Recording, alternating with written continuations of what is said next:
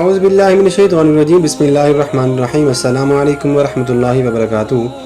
دلچسپ فکر انگیز سبق آموز واقعات کا نیا مجموعہ 101 سبق آموز واقعات۔ مصنف کا نام ہے مولانا محمد ہارون معاویہ۔ آج کی ویڈیو میں ہم بات کریں گے حضرت عیسیٰ علیہ السلام کے موضوع کے بارے میں، لیکن ویڈیو شروع کرتے ہیں اس سے پہلے اگر آپ لوگوں نے ہمارا چینل کو سبسکرائب نہیں کیا تو چینل کو ضرور سبسکرائب کیجیے گا اور بیل آئیکن کو بھی ضرور پریس کیجیے گا تاکہ آپ کو ہمارے آنے والی ہر ویڈیوز کی لیٹسٹ اپڈیٹ مل جائے۔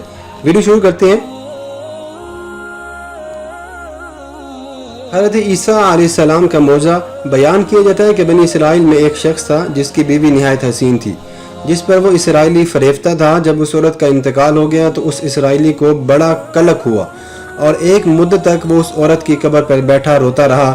اتفاقاً حضرت عیسیٰ علیہ السلام کا ادھر سے گزر ہوا تو انہوں نے اسرائیلی کو پریشان حال دیکھ کر اس کا سبب معلوم کیا۔ جب اسرائیلی نے اپنا واقعہ بیان کیا تو حضرت عیسیٰ علیہ السلام نے دریافت فرمایا، کیا یہ تو چاہتا ہے کہ میں اس کو تیرے لیے زندہ کروں؟ اس نے عرض کیا کہ ہاں حضور، میں یہی چاہتا ہوں۔ چنانچہ جب حضرت عیسیٰ علیہ السلام نے اس قبر کے مردہ کو آواز دی تو قبر سے ایک حبشی غلام جس کے ناک کے نتھنوں، آنکھوں اور جسم کے دوسرے سوراخوں سے آگ کی لپٹیں اٹھ رہی تھیں، حضرت عیسیٰ علیہ السلام کو دیکھتے ہی غلام نے کلمہ پڑھا کہ لا الہ الا اللہ عیسیٰ روح اللہ۔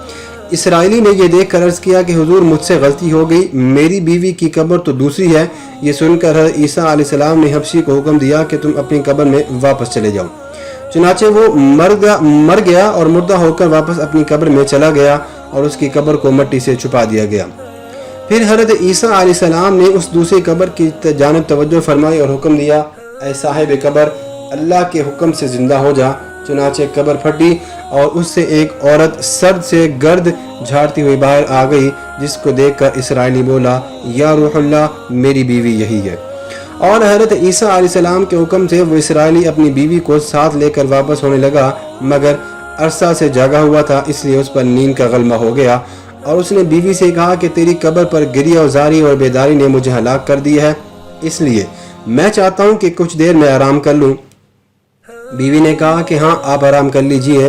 چنانچہ وہ اسرائیلی بیوی کے زانوں پر سر رکھ کر سو گیا۔ اتنے میں ایک گھوڑے پر سوار ایک شہزادے کا ادھر سے گزر ہوا جو اپنے زمانے کا یکتا حسین تھا، جس کو دیکھ کر شہزادی از خود فریفتہ ہو گئی اور اس کا دل قابو میں نہ رہا۔ اس نے شوہر کا سر زانوں سے نیچے رکھا اور فرط محبت اور غلبہ عشق سے مجبور ہو کر شہزادے کے سامنے جا کھڑی ہوئی۔ ادھر جیسے ہی شہزادے کی نظر اس پر پڑی، وہ بھی اس کو دیکھ کر اس پر فریفتہ ہو گیا اور عورت کی خواہش پر اس کو اپنے گھوڑے پر بٹھا کر لے گیا۔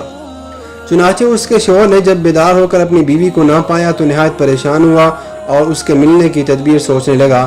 سوچتے سوچتے آخر اس کے نشان کے قدم پر چل کر اپنی بیوی کو تلاش کر لیا، جو کہ شہزادے کے پاس پہنچ چکی تھی۔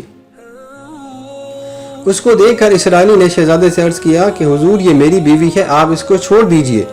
ابھی شہزادہ کچھ کہنے بھی نہ پایا تھا کہ اس عورت نے کہا، میں تیری بیوی نہیں بلکہ شہزادے کی لونڈی ہوں۔ یہ سن کر شہزادہ اسرائیل سے کہنے لگا کہ کیا مجھ سے میری لونڈی کو لینا چاہتے ہو؟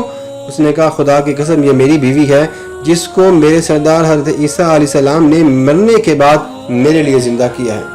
ابھی یہ گفتگو ہو ہی رہی تھی کہ اتفاق سے حضرت عیسیٰ علیہ السلام بھی وہاں تشریف لے آئے، جن کو دیکھ کر اسرائیلی کہنے لگا، یا روح اللہ، کیا یہ میری وہ بیوی نہیں جس کو آپ نے میرے لیے زندہ کیا ہے؟ حضرت عیسیٰ علیہ السلام نے فرمایا کہ ہاں، یہ وہی عورت ہے۔ یہ سن کر عورت کہنے لگی، یا روح اللہ، یہ شخص جھوٹا ہے، میں تو اس شہزادے کی لونڈی ہوں۔ حضرت عیسیٰ علیہ السلام نے فرمایا کہ کیا تو وہ عورت نہیں جس کو میں نے اللہ تعالیٰ کے حکم سے زندہ کیا ہے؟ عورت نے کہا، یا روح اللہ، بخدا میں وہ نہیں ہوں۔ اس کے بعد حضرت عیسیٰ علیہ السلام نے فرمایا، جو جان خدا کے حکم سے میں نے تجھے دی ہے اس کو واپس کر دے۔ یہ سنتے ہی وہ عورت پھر مردہ ہو کر گر پڑی اور حضرت عیسیٰ علیہ السلام فرمانے لگے، جو شخص ایسے آدمی کو دیکھنا چاہے جو کافر مرا تھا اور زندہ ہو کر ایمان لایا تو وہ اس حبشی غلام کو دیکھ لے جو پھر ایمان کی حالت میں مرا ہے، اور جو کوئی ایسے شخص کو دیکھنا چاہتا ہے جو مومن مرا تھا پھر اللہ نے اس کو زندہ کر لیا اور وہ کافر ہو کر کفر کی حالت میں مر گیا تو وہ اس عورت کو دیکھ لے۔ اس واقعے کو دیکھ کر اسرائیل نے قسم کھا لی کہ میں اب کبھی بھی نکاح نہیں کروں گا، اور میدانوں کی طرف نکل گیا جہاں اللہ تعالیٰ کی عبادت میں مصروف ہو کر اسے موت آ گئی۔ اللہ تعالیٰ اس پر رحم فرمائے۔ بحوالہ حکایت الصالحین۔